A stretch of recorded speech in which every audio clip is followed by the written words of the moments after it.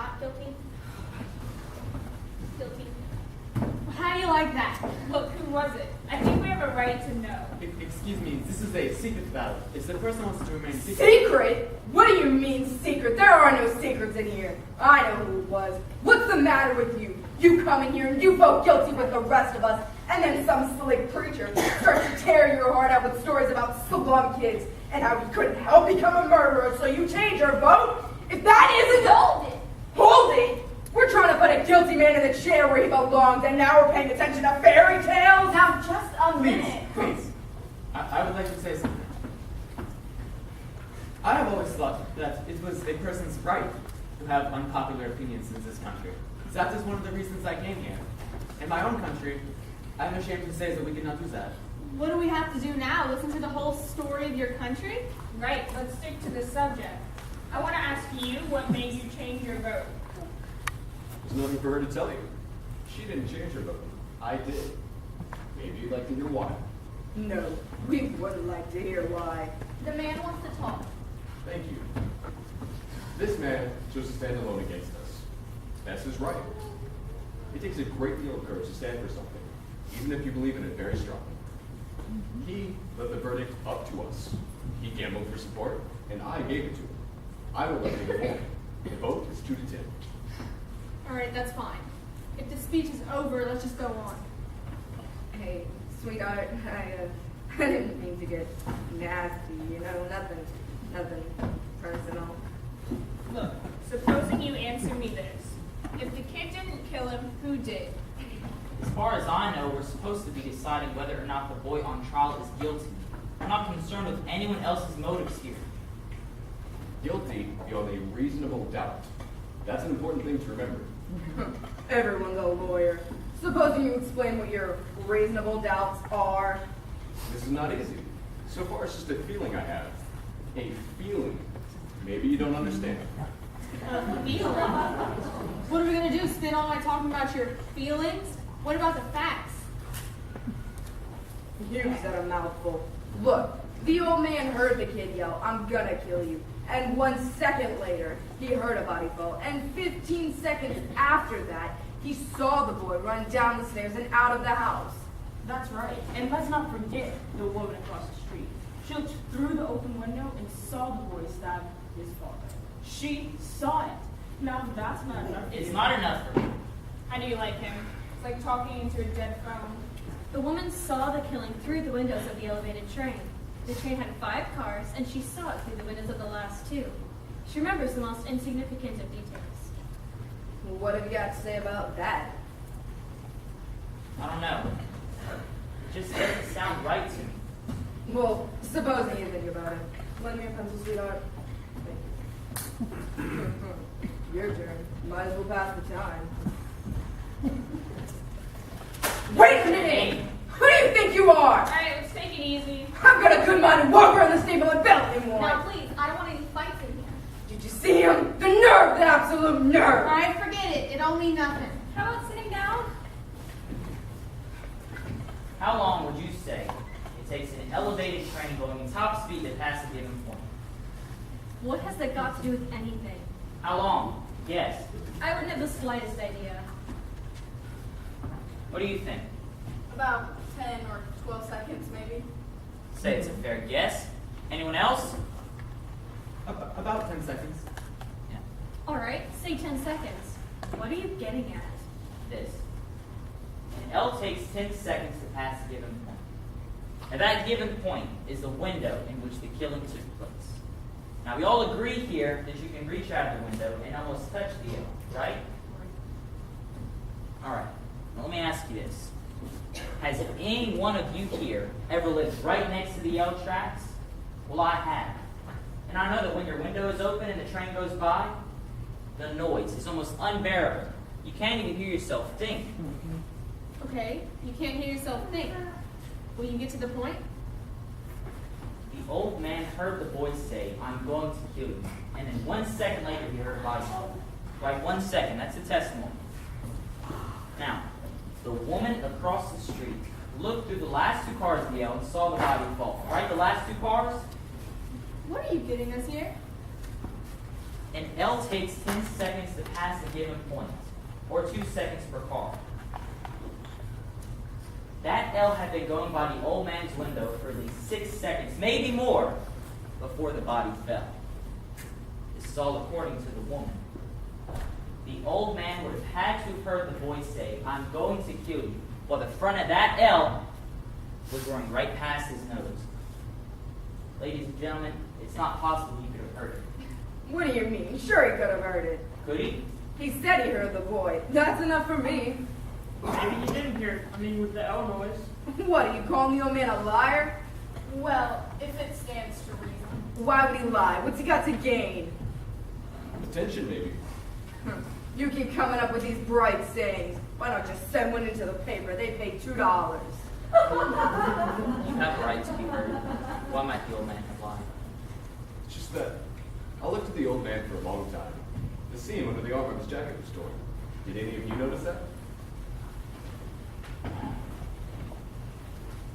This is an old man with a torn jacket, and he walked with 2 canes. I think I know him better than anyone else here. This is an old, quiet, insignificant man who has been nothing all his life. Just never had his name in the paper. Nobody knows him after 73 years. And that's a sad thing. A man like this needs to be questioned, listened to, quoted, just once. This is an important thing to remember. And you're saying that he would lie about something like this just so he could feel important? No, but maybe he convinced himself that he heard the voice say those words and watched him run down the stairs.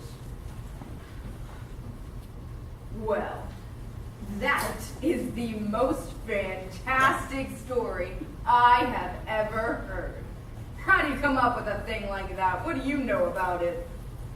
I speak from experience.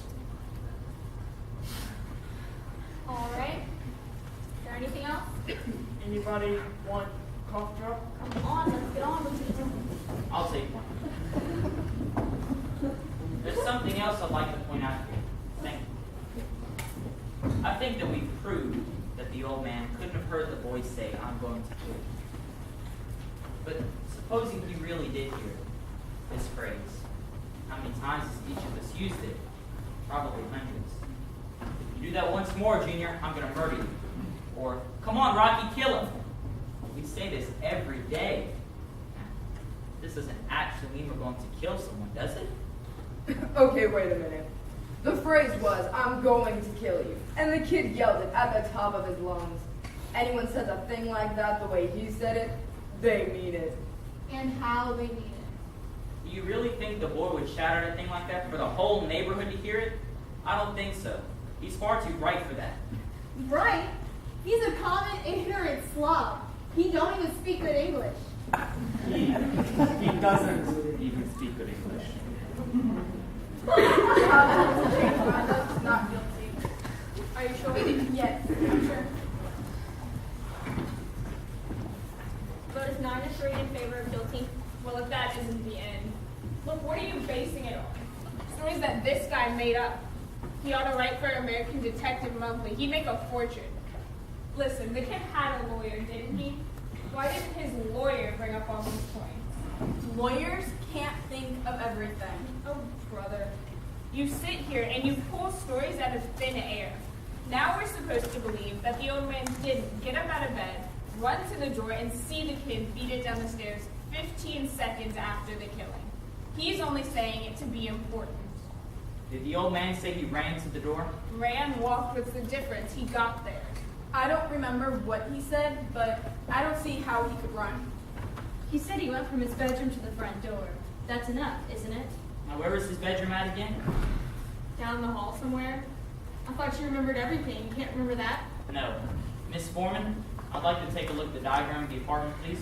Well, why don't we just have them run the trial over again so you can get everything straight? Miss Foreman, I heard you. Okay, what is this? How come you're the only one who wants to see exhibits all the time? I want to see this one too. And I want to stop wasting time. If we're going to start wading through all the nonsense about where the body was found. We're not. We are going to find out how a man who's had 2 strokes in the past 3 years and walks with a set of canes could get from his bed to his front door in 15 seconds. He said 20 seconds. He said 15. How does he know how long 15 seconds is? He said 15. He was positive about it. How does he know? You saw him at the time. He was confused. He's an old man. How can he be positive about anything?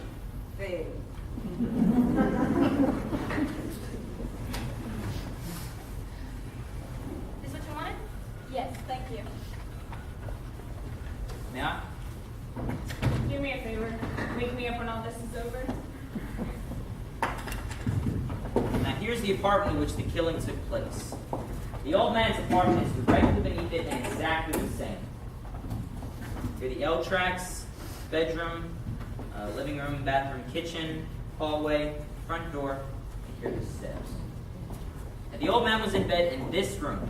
He says he got up, got his canes, walked to the bedroom door, down the hall to the front door, opened it, just in time to see the boy racing down the stairs. Am I right? That's the story. All in 15 seconds.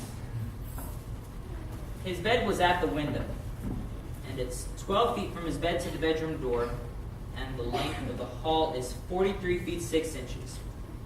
He would have had to have gotten up, gotten his canes, walked 12 feet to the bedroom door, walked 43 feet to the front door, opened it, all in 15 seconds. Do you think that's possible? You know it's possible. He walked very slowly. They had to help him into the witness chair. You make it sound like it's a long walk. It's not. For an old man who uses canes, it's a long walk. Okay, what are you doing now? I want to try this thing. Let's see how long it took him. I'm going to pace off 12 feet, the length of the bedroom. You're crazy. You can't recreate that kind of thing. Perhaps we can see it. This is a very important point. It's a ridiculous waste of time. Let him do it. Hand me a chair, please. Thank you. Now here's the bedroom door. How far would you say it is from here to the wall of this room? So it's about 20 feet, maybe? 20 feet is close enough. So twice that much is 40 feet. And that's shorter than the length of the hall. Wouldn't you say that? A few feet, maybe. What makes you think you can recreate a thing like this? Do you mind if I try it? According to you, it'll only take 15 seconds. We can spare that. You just gotta watch with the second hand. How do? Alright, when you want me to start, stomp your foot. That'll be the body falling. Time you from there. Let's say he keeps his canes right at his bedside, right? Right. Okay, I'm ready.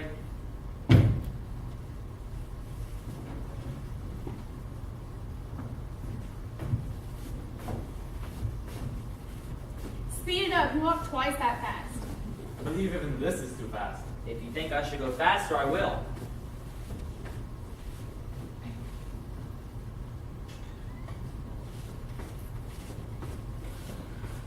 Door, lock, stop. What's the time? 31 seconds exactly. Now, it's my guess that the old man heard someone coming down the stairs, was trying to get to the door, and assumed that it was the boy. I think that's possible. Assumed? Now you people listen to me. I've seen all kinds of dishonesty in my day, but this little display takes the cake. Tell him. You walk in here with your heart bleeding all over the floor about so long kids and injustice, and you've got these soft-hearted old ladies listening to you. Well, I'm getting sick of it. What's the matter with you people? This kid is guilty. He's got to burn. We're letting him slip through our fingers. Our fingers? What are you, his executioner? I'm one of them. Wouldn't you like to pull the switch? For this kid, you'd bet I'd like to pull the switch. Get off. Well, I'm sorry for you. Don't start with me. You must feel like you want to pull the switch. Shut up. You're a sadist. Shut You up. want to see this boy die because you personally want him because of facts. Shut up. Let me kill him. Kill him. I'll kill him.